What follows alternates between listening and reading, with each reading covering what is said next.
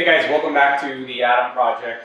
Today's project is a 2001 Jeep Cherokee Limited, the last of the XJs, and we have a massive cooling problem. It is currently hanging about 20 to 30 degrees Fahrenheit here in the high desert, and our heater core doesn't work.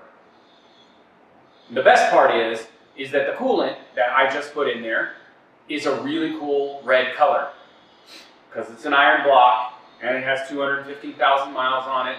So needless to say, the entire cooling system is shot in the Jeep. And so, as you can see by the spread here, we're going to do a cooling system today. So I purchased a import 3 fan radiator, all aluminum radiator, a set of HPS Silicone hoses that are both the radiator cooling hoses and the heater core cooling hoses. This kit comes with the hose clamps, the hoses, some wrap, zip ties. It's pretty nice.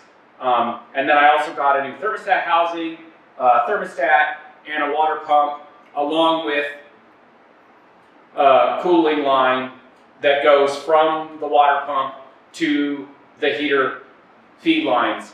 I suspect that this is the culprit to my lack of heater core flow, but I'm not going to try and fix the one we have because these are available all over the place. This one's a Dorman. Everybody and their brother has these available, so I went and picked that up. So this is what we've got, and let's get into it.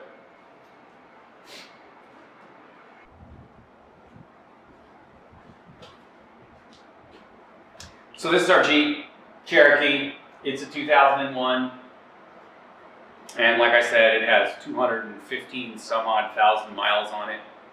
It's been very well taken care of over the years. It is an automatic, it's 4-wheel drive, it's still limited, so it has all of the bells and whistles that were available at the time. However, it looks like it's pretty much rocking the original radiator and cooling system, and while some of the hoses have been replaced over time, I know that the actual heater core hoses have pretty new stickers on them, so I think my father-in-law's replaced those in the past. But before we owned it, it was my wife's parents, and it's really a great vehicle to have. Eventually, it's going to retire from its life on public roads and transition to a California desert machine, but until that time, it has to be maintained. So with that, the first thing we're going to do is get the coolant out of the system. I got a bucket underneath here. I'm not going to use the lift probably. I'm just going to do it like garage style, so there's no super advantage. And also, I'm not going to go through all the details because there's probably 1,000 YouTube videos on how to do this. I'll briefly summarize some things I run into and do some montage with copyrighted music background so that I can't monetize this video ever, but I don't care. The core of the problem is that the heater core does not flow and it doesn't heat the inside of the vehicle. And that really sucks when you're going to work at 6 o'clock in the morning and like I said, it's 22 degrees outside. Start by taking the front off so that we can get to the radiator support and take a look at what we've got going on there to determine whether or not that radiator that we purchased is actually going to be a direct bolt-on solution. I'm not 100% sure that it is because like I mentioned, this is an automatic, and so getting the transmission cooler lines connected from the stock configuration to that configuration might be a bit of a process that's not straightforward as it's played out to be. For whatever reason, I don't know, they don't seem to have very good ability to weld on the right accessories on many of these according to the reviews. So there's been a number of changes over the years between the XJ and we have the 2001. So I'm hopeful that the version that they built the radiator to reflects this and we don't have too much trouble, but that's the whole fun of this. Let's find out how hard it's going to be. So let's go.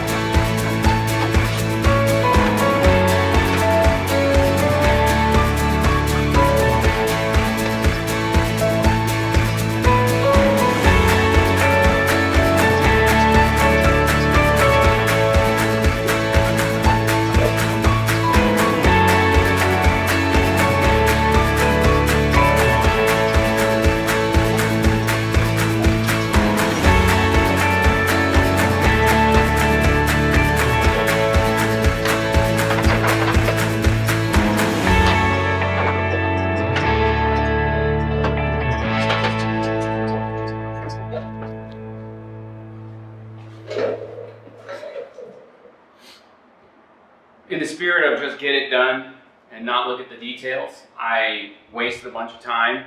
This front nose piece actually has a harness connector just on the other side of the driver's side headlight that'll allow you to keep all of the wires connected to this and pull it out in one fell swoop. I didn't do that. I just, if you watch the video, I just removed every single thing individually, pulled this off, then remove the wiring, and then discover the wiring harness. So it's my suggestion to don't do what I just did. Pull the connector, pull it through behind the light, and just pull everything off in one fell swoop.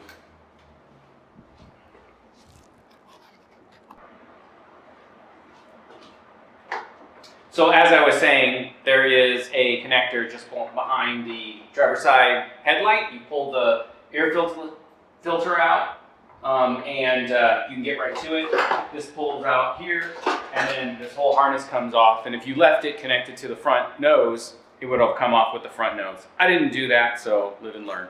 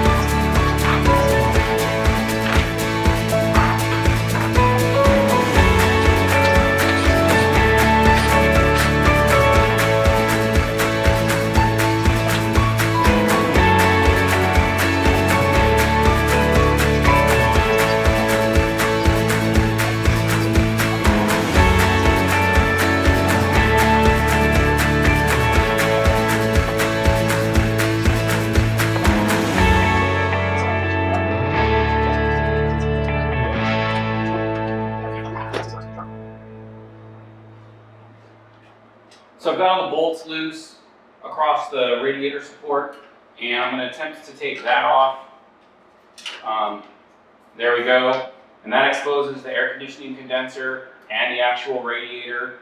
And the next step is going to be to separate these two a little bit more and pull that radiator out. But have a completely charged air conditioning system, so I need to be extremely cautious about working around the condenser because I don't want to spring a leak and destroy the environment and then have to get it recharged. So let's get going.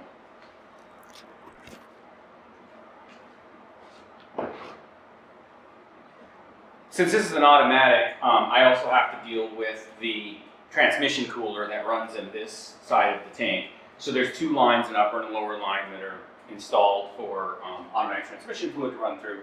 But also there's a P-clamp about the center of the radiator that looks to be a 9mm that needs to be removed so that it completely disconnects everything from the radiator.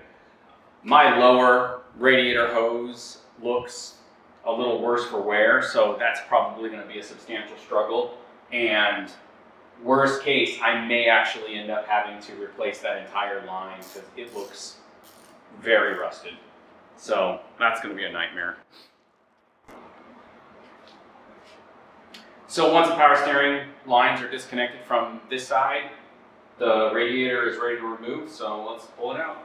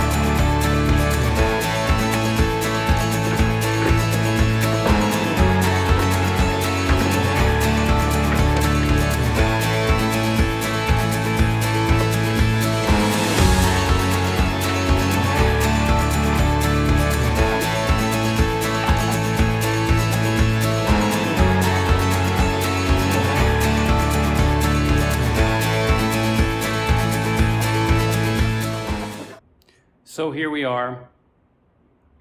My camera broke, so now I'm on my cell phone. What we've accomplished so far is pretty substantial, and I don't think we'll be able to ever recover from this. No.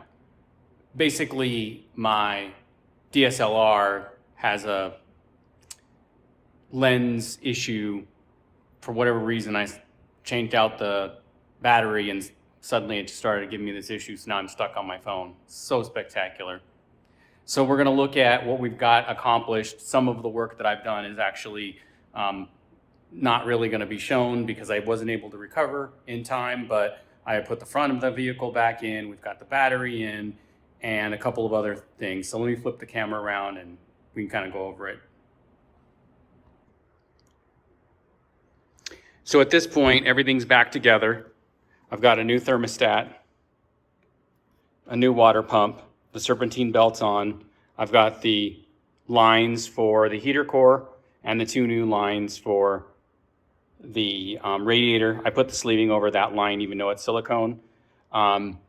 Additionally, because I wanted to do it right, I added this controller, which is actually controlled with a temperature sensor that's attached to the radiator, and there's also a relay inside the engine compartment that you can turn on to force the fans into 60% power mode. So if you're sitting somewhere and it seems to be getting hot, then that takes care of it.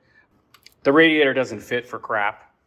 I ended up having to, which is to be expected for this, I ended up having to cut the radiator support to be able to accommodate the cap. I also decided to use sheet metal screws that are about 1.5 inches long and run them through, not the radiator, it won't leak, but the actual shroud to hold the radiator in place, because prior to that it would actually shake around.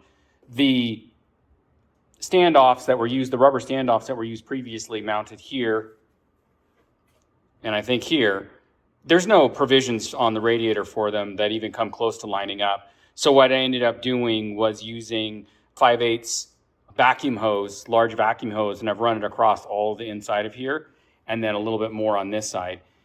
And I did have another hole right here, so one of those rubber standoffs is actually here, but it didn't really do much, so it doesn't have any benefit at all because it wasn't mounted to the radiator itself. It was just kind of keeping the separation. So that was where these came in handy.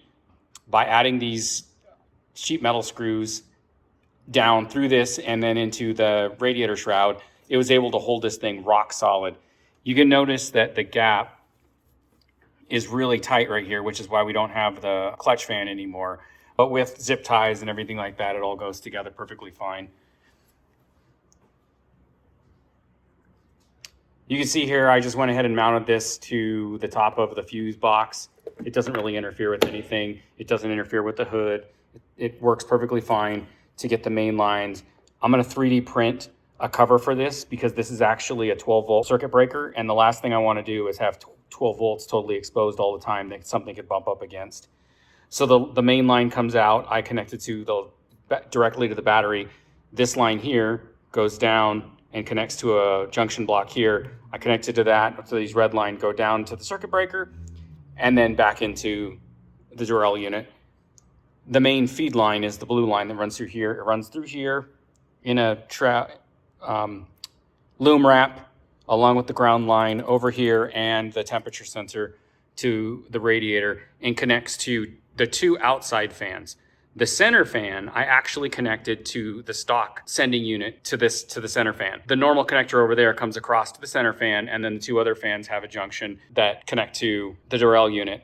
So worst case scenario, I'll have 2/3 of the fans running, assuming the main system doesn't operate that fan correctly. I'll still have 2 fans running, and if I set the temperature on this, which has got a little adjuster in here, it will come on soft and it will track a lot better than the constant 100%. This is a pulse width modulated controller, so it has the ability to run the fans in a lot more complex way than the stock fan of just full blast and off. In addition to this, it's got a this is the circuit that goes across here. I ran it across the back and into the firewall. There's a bulkhead in the firewall under the pedals and then into the center console. And in the center console, we'll look in here.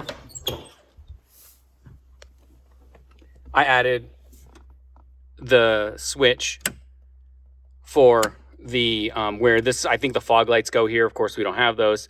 So when this is turned on and the power is on, because this is a switch source, it provides the necessary power to turn the Derale on, and also whether this is on or off, it doesn't matter. But when you turn this on, it triggers the fans to run at 60% power no matter what while it's on. And like I said, because this is switched, you turn the car off and 20 seconds after the car is off, the Derale shuts off. So at this point, the next step is cycle the water, get the coolant, not just water, but get everything going and through the system to make sure that it's all bled. I have a pressure bleeder. I might use that. I'm not really too worried about it.